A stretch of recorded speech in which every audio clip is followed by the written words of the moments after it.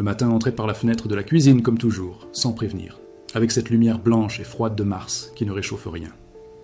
Elena, dos à la fenêtre, préparait 2 tranches de pain grillé, et le silence de la maison pesait sur elle, un poids qu'elle avait appris à porter depuis longtemps sans plier les genoux. 2 paires de pas différentes s'élevèrent du couloir. L'une, lourde et traînante, appartenait à quelqu'un encore à moitié endormi. L'autre, légère et précipitée, était celle de quelqu'un dont la vie n'avait pas encore été conditionnée par le rythme effréné du monde. « Maman, mon pantalon est déchiré !» dit Thomas, 8 ans, apparaissant sur le seuil de la cuisine, son pantalon d'uniforme scolaire déchiré au genou. « L'autre est dans le 2e tiroir », répondit-elle sans se retourner, se creusant déjà la tête pour voir si elle avait le temps de coudre avant 7h30. Les autres pas s'arrêtèrent dans le couloir. Elle n'entra pas. C'était sa mère, Donna Carmen, 72 ans, ses cheveux blancs relevés en un chignon qu'elle ne défaisait jamais, même en dormant. « Tu vas encore être en retard ?»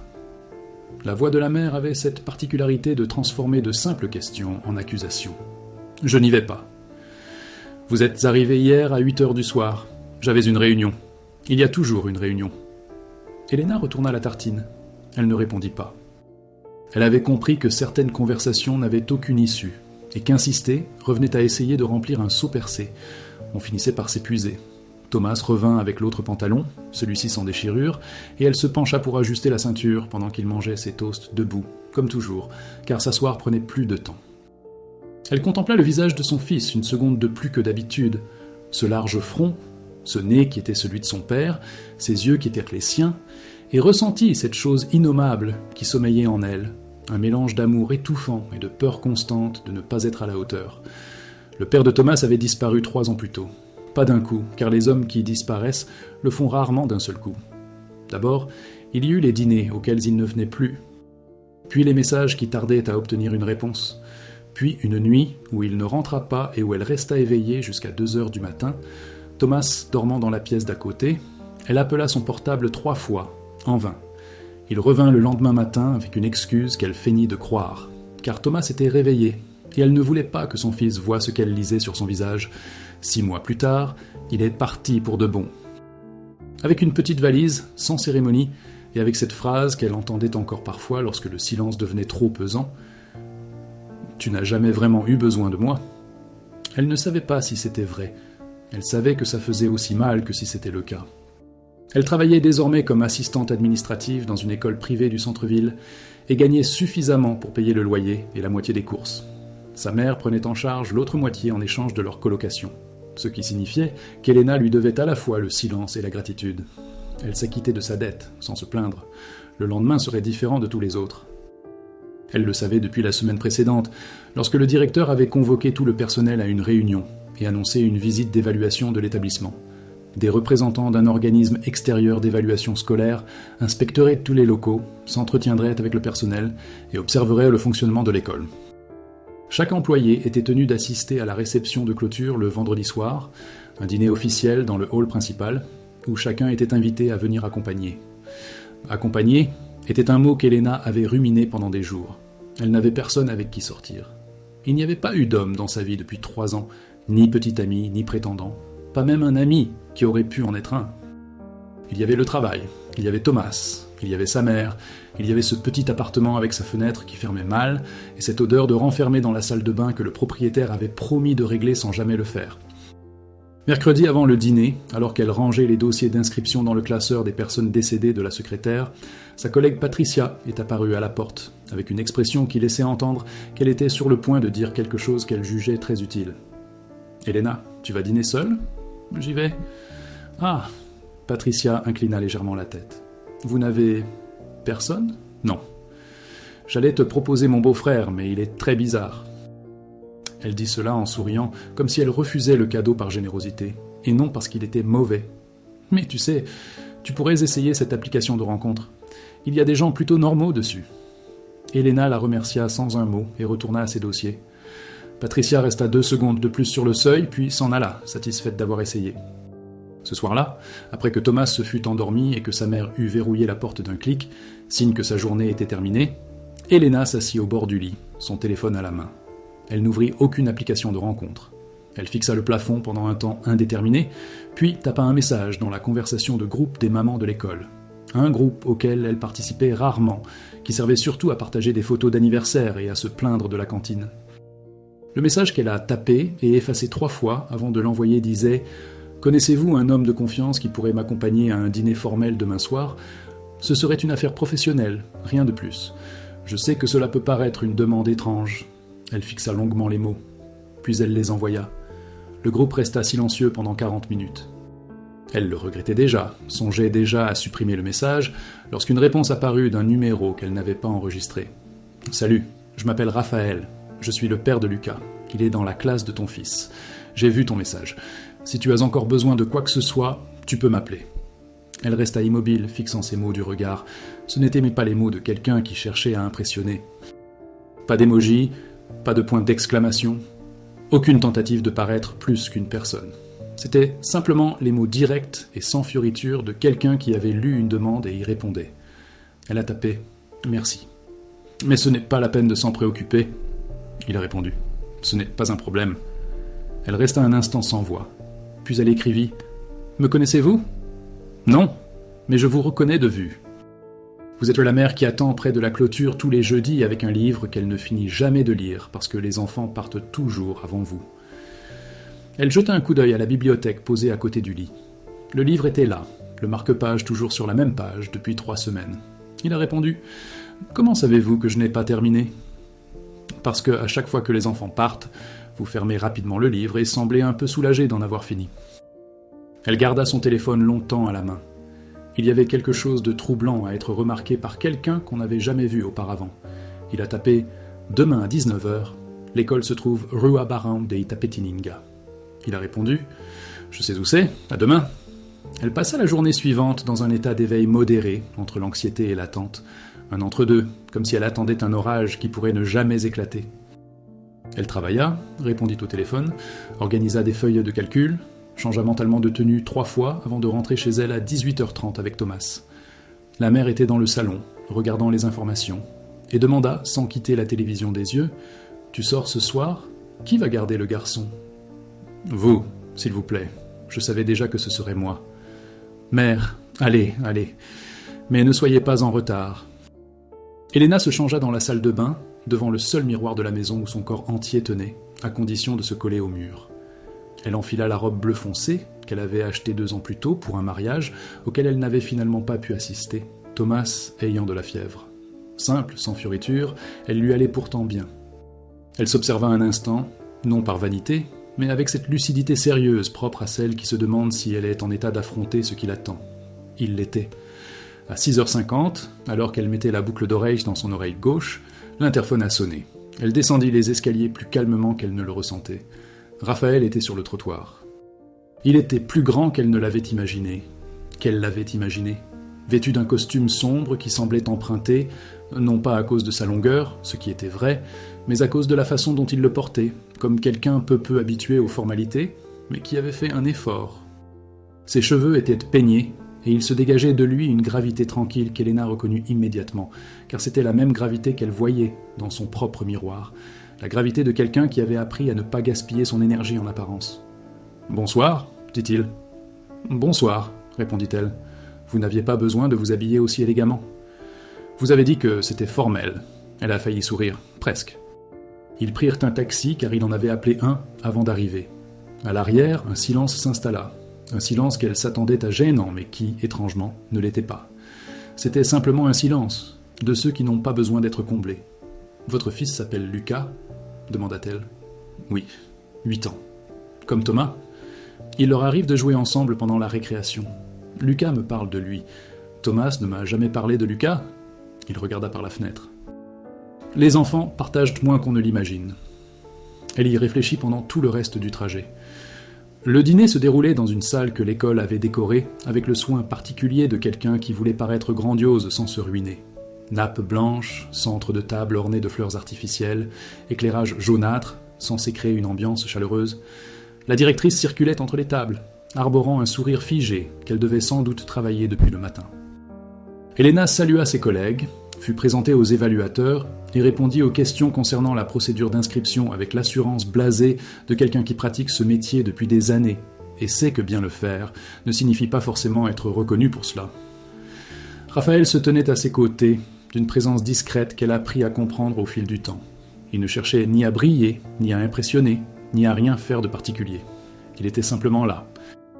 Pendant une pause entre les discours, alors qu'on servait le deuxième plat, Patricia s'approcha avec son mari et regarda Raphaël avec cette expression de quelqu'un qui calcule rapidement.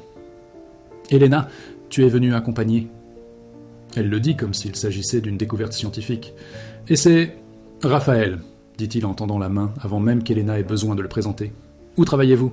Je suis propriétaire d'un atelier de menuiserie. »« Ah !» La syllabe avait une importance particulière. Comme c'est intéressant. Elle partit 2 minutes plus tard avec son mari, et Elena ressentit cette sensation familière. Le jugement silencieux, la classification instantanée, ce monde qui divise les gens en suffisants et insuffisants, sans jamais le dire à voix haute. Elle regarda Raphaël, qui coupait le poulet dans l'assiette avec l'attention calme de quelqu'un qui n'avait pas entendu le ton de Patricia, ou qui l'avait entendu, et avait choisi de ne pas réagir.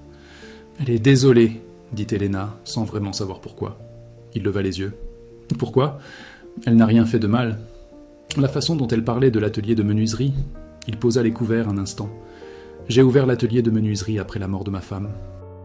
C'était le seul endroit où je pouvais trouver le calme sans que le silence ne devienne pesant. » Il reprit son poulet. « Je n'en ai absolument pas honte. » Elena resta silencieuse un instant, puis elle demanda « C'était quand ?»« Il y a 4 ans. Lucas avait 4 ans. Elle ne se souvient pas de grand-chose d'elle-même. Mais parfois elle me pose des questions qui me font comprendre qu'elle se souvient de plus de choses que je ne le pensais. » Le brouhaha ambiant de la salle persistait. Couvert, conversation, le micro de la directrice qui effectuait un test. Elena fixa un instant la nappe blanche et pensa qu'il y avait quelque chose de cruel dans la façon dont la vie, parfois, réunit 2 âmes solitaires à la même table sans prévenir. « Le mien est parti, dit-elle. Il n'est pas mort, il est juste parti. Parfois je ne sais pas ce qui est pire. Voir quelqu'un partir ou voir quelqu'un choisir de partir. « Ce sont des douleurs différentes, a-t-il dit. On ne peut pas les comparer. Ma mère pense que c'est possible. Elle pense que s'il était tué, j'aurais plus de dignité. » Il la regarda avec une expression qu'elle ne put décrire immédiatement. Puis il dit « Votre mère vit avec vous ? Je vis avec elle. C'est différent. » Il ne posa plus de questions. Et cela lui plut, qu'il ait perçu la différence sans qu'elle ait besoin de l'expliquer. Le dîner s'est terminé à 10h30. Ils ont quitté la salle avec leur groupe habituel, dispersé, le genre de sortie où personne ne sait vraiment qui part avec qui, et ils ont flâné lentement sur la promenade car la nuit était agréable. Ni trop chaude, ni trop froide, ce rare équilibre de Mars qui donne l'impression d'une trêve. « Merci d'être venu, dit-elle. Ce fut un plaisir. »« Vous l'avez dit comme on le dit quand ce n'était pas un plaisir. » Il s'arrêta un instant et la regarda. Ce n'était pas un plaisir au sens du divertissement, c'était un plaisir au sens de... Il chercha le mot, d'être en bonne compagnie. Elle ne répondit pas immédiatement. Elle sentit de nouveau cette chose sous ses côtes, mais cette fois, c'était différent. Non pas la peur de ne pas être à la hauteur, mais quelque chose qu'elle n'était pas sûre de vouloir identifier pour le moment. « Puis-je vous poser une question ?» dit-elle. « Il le peut. »« Pourquoi avez-vous répondu au message ?» Il resta silencieux un long moment. La circulation s'était éloignée à présent, et un bar de l'autre côté de la rue laissait échapper une douce musique. Il baissa les yeux avant de répondre. « Parce que je sais ce que c'est que d'avoir besoin de quelque chose, et d'avoir honte de le demander. Tu as posé la question sans gêne, devant tout le monde, et j'ai trouvé ça courageux. » Il leva les yeux. « En reste, et comme j'étais dans le groupe depuis 6 mois sans oser parler à personne, il m'a semblé juste de finalement dire quelque chose. » Elena continuait de le regarder. Il y avait dans ces mots quelque chose qu'elle aurait besoin de temps pour assimiler pleinement. Non pas parce qu'ils étaient compliqués, mais parce qu'ils étaient trop simples comme le sont les vérités quand quelqu'un ne cherche pas à impressionner, mais simplement à dire quelque chose d'authentique. « Tu as le courage de faire des choses sans que cela paraisse courageux », a-t-elle finalement dit. Il sourit. C'était la première fois qu'elle le voyait sourire, et ce sourire était plus discret qu'elle ne l'aurait imaginé de son visage. Retenu, il se lisait davantage dans ses yeux que sur sa bouche. « Est-ce un compliment ?»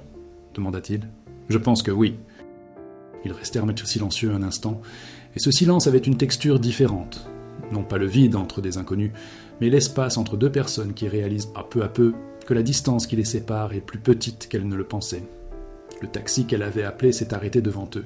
« Puis-je vous raccompagner ?» demanda-t-elle. « J'habite tout près, j'irai à pied. Il est presque 11h du soir. Je vais bien en ce moment. » Elle le regarda un instant. Ses yeux étaient clairs, de ceux qui brillent davantage sous les réverbères. Il y avait dans son regard quelque chose qu'elle mit un moment à déceler, car elle avait l'habitude d'y chercher autre chose. Une intention, une analyse, un désir calculé. Dans les siens, il n'y avait que de l'attention. Il la regardait simplement, sans arrière-pensée apparente. « Je peux t'appeler un de ces jours » a-t-elle demandé. Il sortit son téléphone portable de sa poche, ouvrit ses contacts et le lui tendit. « Enregistre ton numéro. » Elle a tapé, elle a rendu le téléphone portable. « Bonsoir Elena. »« Bonne nuit. » Elle monta dans le taxi. Tandis que la voiture démarrait, elle résista à l'envie de regarder par la vitre arrière. Puis, elle ne put résister, et il était toujours sur le trottoir, ne regardant pas la voiture, mais dans la direction où il allait, un homme seul par une nuit de mars, dans un costume qui n'était pas de son style, mais qu'il avait enfilé parce que quelqu'un lui avait demandé d'être formel, marchant lentement vers une maison où un enfant dormait, et un silence qu'il avait appris à habiter. Elle se retourna et fixa la rue qui défilait. Il a appelé 3 jours plus tard. Elle faisait la queue au supermarché avec Thomas à côté d'elle, se plaignant de la faim, et le nom affiché sur l'écran était « Raphaël le Charpentier », car c'est ainsi qu'elle avait enregistré le numéro. Elle a répondu, le cœur battant un peu plus vite que d'habitude. « Salut », dit-il. « Ouais. » J'allais envoyer un SMS, mais j'ai appelé parce que les SMS donnent l'impression qu'on évite d'entendre la voix de l'autre personne. Elle resta silencieuse un instant. Dans la file d'attente, la femme devant elle discutait avec la caissière du prix d'un fromage. « Je suis contente que vous ayez appelé, » dit-elle. « Je me demandais si vous et votre fils seriez intéressés à rencontrer Lucas ce week-end. Je l'emmène au parc samedi. »« Sans cérémonie, » dit-il, la dernière phrase avec un humour pince sans rire qu'elle reconnut comme étant de ceux qui ne s'annoncent pas. Elle regarda Thomas, qui avait cessé de se plaindre et la regardait avec cette expression enfantine de quelqu'un qui évalue la situation. Le fils qui avait appris à prêter attention au visage de sa mère parce que parfois ce visage en disait plus que les mots. « Nous y allons, » dit-elle. « Samedi à 10h, parc à Climaçon. Nous serons là. » Elle a raccroché. Thomas a demandé « Qui était-ce » Le père de Lucas, son camarade de classe. « Lucas a-t-il un père ?» La question était empreinte de cette cruelle innocence propre aux enfants, sans aucune intention de blesser, se contentant d'observer le monde tel qu'il le voyait. Elena déposa les articles sur le tapis roulant et dit « Tout le monde a un père, Thomas. C'est juste que tous les pères ne restent pas. » Thomas y réfléchit un instant. Puis il demanda « Le père de Lucas reste-t-il » Elena ne répondit pas tout de suite. Elle paya les courses, prit les sacs et attendit que Thomas récupère son petit sac à dos. Lorsqu'ils quittèrent le supermarché dans la douce chaleur de l'après-midi, elle dit « Il semblerait bien ». Samedi, le ciel était dégagé et la lumière matinale encore légère. Elena arriva au parc main dans la main avec Thomas, lui, déjà impatient de découvrir ce nouvel endroit, elle, son café encore tiède. Raphaël se tenait près d'un banc avec Lucas, plus petit que Thomas, mais avec les mêmes cheveux noirs que son père, et une expression sérieuse qui paraissait trop mature pour son visage de 8 ans. En les voyant, lui et Thomas se reconnurent avec la spontanéité propre aux enfants. Un signe de la main, un « salut », et ils se dirigèrent déjà ensemble vers la balançoire comme s'ils étaient amis depuis toujours. Elena et Raphaël se tenaient côte à côte, observant la scène. « Il est réservé », a-t-elle dit à propos de Lucas. « Ça a toujours été comme ça. » Raphaël avait les mains dans les poches. Le médecin a dit que ça pouvait être dû à son tempérament ou à sa façon de gérer les choses, mais il a des amis, il est heureux. Il ne parle juste pas beaucoup. Thomas parle au nom de 2 personnes. J'ai perçu. Elle observa son profil, ce nez légèrement crochu, signe d'une chute inévitable, la mâchoire carrée, les grandes mains qui sortaient parfois de ses poches avant d'y replonger. Il y avait en lui quelque chose de construit, non pas né tout fait, mais façonné par l'usage, par le temps, par les épreuves qu'il avait marquées et qu'il avait intégrées sans amertume. Ils restèrent là pendant 2 heures. Ils parlèrent de choses sans importance et de choses plus importantes, sans aucune hiérarchie entre eux.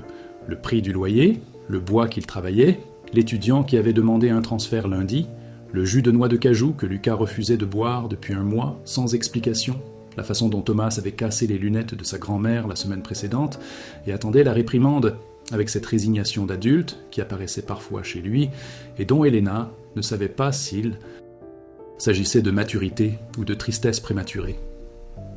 Au moment où les enfants sont revenus en courant réclamer des encas, Raphaël et Elena étaient assis sur le banc et elle s'était tournée vers lui au milieu d'une phrase et avait réalisé qu'elle était plus près qu'elle ne l'avait été et que l'espace entre eux, Cet espace qui, tout au long de la matinée, s'était réduit millimètre, par pause, par regard qui durait une seconde de plus, était maintenant l'espace d'une décision. Il ne fit rien. Il n'avança ni ne recula. Il resta simplement là, présent, la laissant décider de ce qu'elle ferait de cet espace. Elle resta silencieuse pendant une longue seconde. Puis il a dit « Aimeriez-vous prendre un café plus tard ?» Il la regarda. « Oui, les enfants sont les bienvenus. Ils le peuvent. » Et c'est ainsi que cela se passa. Non pas avec un baiser, non pas avec une déclaration, non pas avec le grand geste que les histoires d'amour nous font croire nécessaire.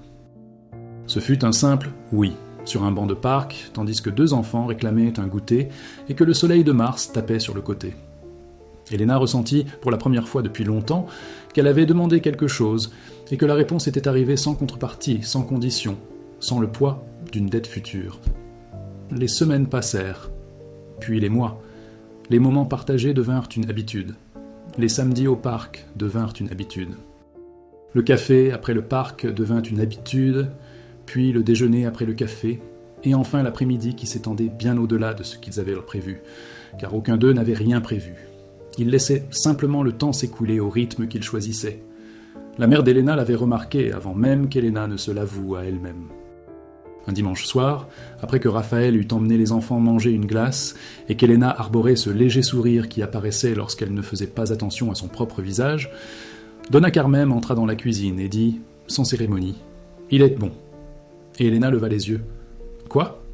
Le garçon, le menuisier, il est doué. » Elle le dit comme si elle faisait une concession difficile, mais c'était bien le cas. Ah, la façon dont il regarde votre fils, c'est comme s'il regardait quelqu'un qui ne voit aucun problème. Elena ne savait pas quoi dire. Votre grand-mère disait toujours qu'on reconnaît le véritable amour à son caractère inconditionnel, poursuivit Donna Carmen. Je n'y ai jamais vraiment cru. Je pensais que c'était juste un truc de femme romantique. Elle marqua une pause. Mais peut-être que la vieille dame avait raison. Elle quitta la cuisine avant qu'Elena ne puisse répondre. Et Elena resta là, face à l'évier, sous la lumière jaune du plafond, avec cette chose sous ses côtes, qui, cette fois, avait un nom, qu'elle laissa cette fois-ci avoir un nom. C'est un jeudi soir que Raphaël arriva à l'atelier de menuiserie plus tard que d'habitude. Lucas était chez un ami jusqu'au week-end et était resté à l'atelier pour travailler sur une commode commandée par une famille du quartier, ponçant la 2e couche, jusqu'à ce que le bois ait ce toucher lisse qui n'apparaît que lorsqu'on prend son temps. Le téléphone sonna. C'était Elena. « Puis-je venir ?» a-t-elle demandé. « Dans l'atelier de menuiserie ?»« Oui. Thomas est avec ma mère.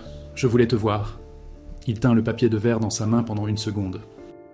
Puis il dit « La porte est ouverte. » Elle arriva 20 minutes plus tard, les cheveux à moitié défaits, et vêtue du manteau qu'elle portait toujours quand elle ne voulait pas réfléchir à sa tenue.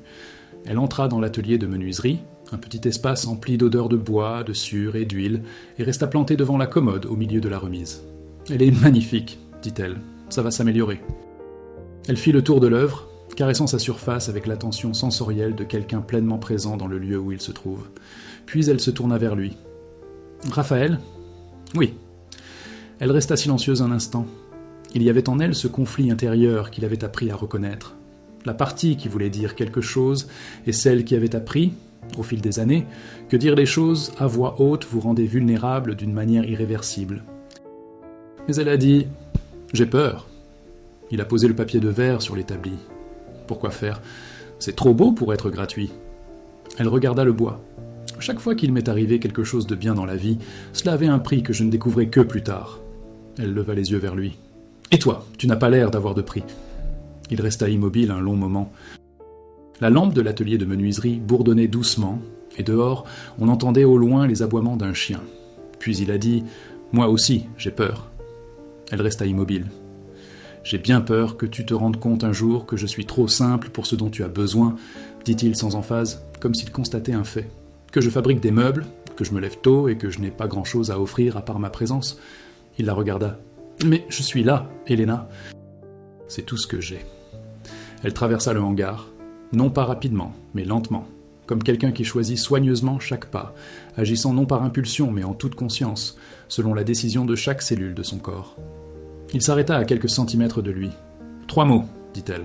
« Hein ? Quand j'ai envoyé ce message idiot dans la conversation de groupe, tu as répondu par 3 mots. Tu peux m'appeler. » Elle le regarda. « Je m'en suis souvenu. J'ai repensé à ces 3 mots pendant des jours, parce qu'ils étaient simples, et ils étaient vrais, et qu'ils ne signifiaient rien de plus que ce qu'ils disaient. Il ne répondit pas, il continua de la regarder avec cette attention qui le caractérisait le plus. « Peux-tu continuer comme ça ?» dit-elle. « Simple et authentique ?» Je ne sais pas comment être autrement. Elle posa sa main sur sa poitrine, elle ne l'enlaça pas, elle ne l'embrassa pas, elle posa simplement sa main là, sentant son cœur battre sous le tissu de sa chemise, et elle resta ainsi un instant à la fois long et court, comme tous ces moments qui comptent vraiment. Il posa sa main sur la sienne, ils restèrent Louisville là, dans un silence qui embaumait le bois neuf. Le samedi suivant, les enfants coururent vers la balançoire comme d'habitude. Elena et Raphaël restèrent sur le banc, et Lucas vint demander s'il pouvait avoir une glace avant le déjeuner. Thomas se joignit à la question en allié stratégique, et Raphaël dit « Non, attendez le déjeuner ». Thomas le regarda avec l'évaluation sérieuse d'un enfant de 8 ans, puis dit « D'accord », comme pour dire qu'il acceptait l'autorité de quelqu'un, et retourna en courant. Elena le sentait, il n'a rien dit. Il a juste ressenti. Et la journée passa, et l'après-midi aussi. Et quand les enfants dormirent, Lucas chez Raphaël, Thomas dans son lit, le pied dépassant des couvertures, comme toujours, Elena resta éveillée dans l'obscurité de la chambre, avec cette pensée silencieuse qu'elle avait demandé un mari pour le lendemain, dans un message à un groupe de mères, et que le lendemain était arrivé d'une manière qu'elle n'avait jamais imaginée. Ni cérémonie, ni promesse explicite, ni un homme venu réparer ce qui était cassé. Mais un homme venu seulement pour rester, qui était resté, qui restait. Et cela, cette simplicité et cette nature inconditionnelle des choses, était précisément ce qu'elle ne savait pas demander lorsqu'elle a envoyé ce message à 11h du soir, alors que le livre était bloqué à la même page depuis 3 semaines. Elle ferma les yeux, et le silence ne pesait sur personne.